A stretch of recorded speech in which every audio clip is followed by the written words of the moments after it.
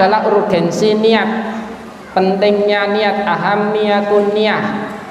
Pentingnya niat itu apa?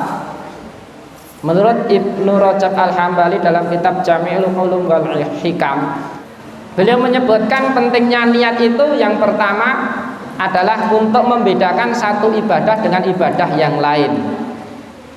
Sebagai pembeda antara ibadah satu dengan ibadah yang lain. Misalnya sebagaimana yang saya contohkan tadi, jam 3 kurang 15 menit mendengar azan, kemudian dia berangkat ke masjid. Kalau pembahasan niat secara detail, dia belum dikatakan sudah niatan sholat asar dalam artian begitu. Dia belum dikatakan dia sudah niat sholat asar. Karena apa? Ketika nanti dia masuk ke masjid, dia mungkin masih melaksanakan sholat tahiyatul masjid lah. Maka untuk membedakan dia mau melakukan sholat apa, nah disitulah fungsinya niat. Apakah dia sholat tahiyatul masjid ataukah sholat asar? Kemudian untuk membedakan ibadah dengan kebiasaan yang saya sebutkan tadi, ibadah-ibadah kita bisa menjadi kebiasaan ketika kita tidak niat. Maka dari situ, dari berbagai macam referensi yang saya ketahui, misalnya untuk sholat itu paling tidak ada 2 syarat dikatakan niat sholat. Yang pertama adalah at-ta'yin, penegasan. Sholat apa? Supaya apa? Beda antara satu ibadah dengan ibadah yang lain, beda antara ibadah dengan kebiasaan.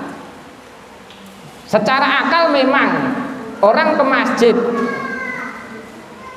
jam 3 kurang 1/4 itu adalah untuk menunaikan sholat asar, bukan sholat maghrib, apalagi sholat isya, apa maneh sholat subuh.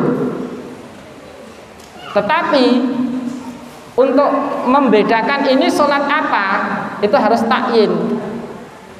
Ada penegasan, oh saya sholat duhur. Karena apa? Maka kembali kepada pengertian niat itu harus dilakukan sebelum amalan itu sendiri. Saya sholat apa? Dan itulah kemudian dari para ulama menyebutkan bahwasanya untuk istidharul qalbi, menghadirkan hati itu adalah dengan menegaskan niat. Cuman rawannya nanti di sini adalah terkena waswas syaitan. Apa waswas syaitannya? Allahu Akbar. Saya tadi sudah niatan belum? Ulangi lagi. Allahu Akbar. Ragu-ragu dengan niatannya.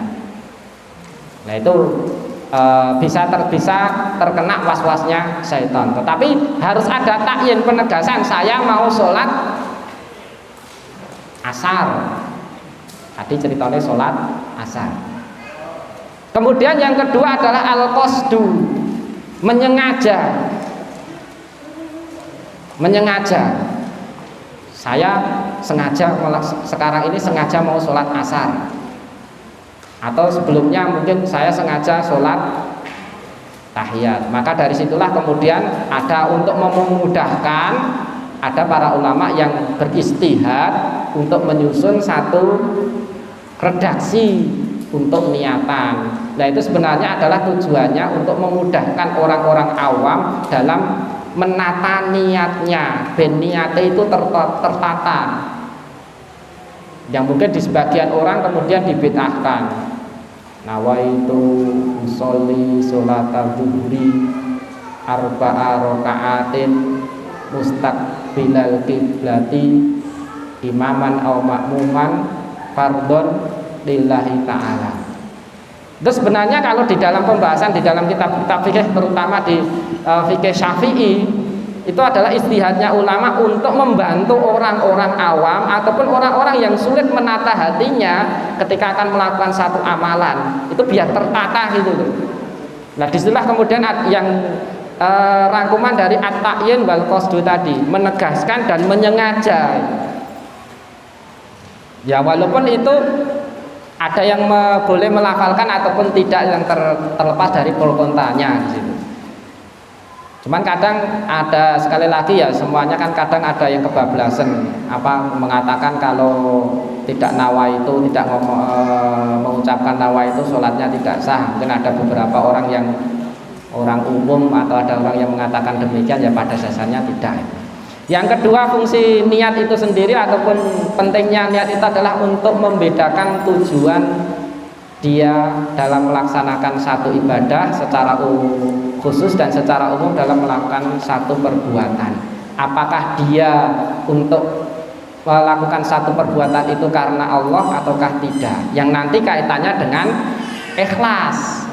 Perkataan yang masyhur, rubba amalin saghirin tu'adzimuhu an-niyatu wa rubba amalin kabirin tusaghiruhu an-niyatu. Amal yang kecil bisa jadi bernilai pahala besar karena niatnya, sedangkan amalan yang besar bisa jadi bernilai kecil karena niatnya. Pun begitu juga menurut Yahya bin Abi Katsir, ta'lamun niyata fa innaha ablaghu minal amal. Pelajarilah niat, menata niatnya dulu, ditata, dipelajari, dipahami, ilmunya didapat, niat itu bagaimana, membedakan niat dengan yang keinginan-keinginan yang lainnya, karena dia akan lebih dahulu sampai di sisi Allah Subhanahu wa taala. Apa dalilnya kalau niat itu lebih dulu sampai daripada amalan? Setiap orang yang berniat, maka dia sudah dicatat oleh Allah Subhanahu wa taala. Kalau dia amal baik, maka dia dicatat satu kebaikan. Ini dalam artian kan niatnya sudah sampai kepada Allah sebelum amal perbuatannya. Ini yang maksud dari perkataan Yahya bin Abi Katsir itu. Salahul qalbi bisalahil amal wa salahul amali bisalahin niyah. Baiknya hati itu dengan amalan, sedangkan baiknya amal itu dengan niatan.